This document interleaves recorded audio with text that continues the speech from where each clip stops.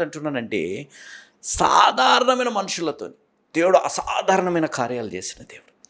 ఆయన సృష్టికర్త అయిన దేవుడు, ఆయన సార్వభౌముడైన దేవుడు, సర్వశక్తివంతమైన దేవుడు అనేది మనం గ్రహించాలి. కానీ బైబిల్ చదవడం చాలామందికి బోరింగ్గా ఉంటుంది.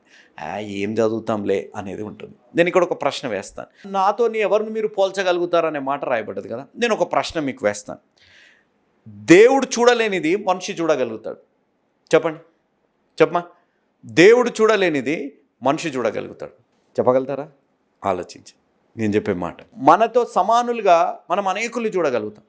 మనలాంటి తెలివి, మనలాంటి డబ్బు, మనలాంటి అందం ఉండొచ్చు, మన రంగు ఉండొచ్చు, మనలాంటి పరపత, స్తోమత, పలుకుబడి, మనలాంటి వారు చాలామంది ఉంటారు. కానీ దేవుడికి సమానులు ఎవరు? దేవుడు ఆయనకు సమానులుగా ఎవరిని చూడలేరు దేవుడు. Because nobody is there, he's incomparable. దేవుడికి సమానులుగా ఎవరు లేరు అనేది మన జీవితాల్లో మనం గ్రహించాలి.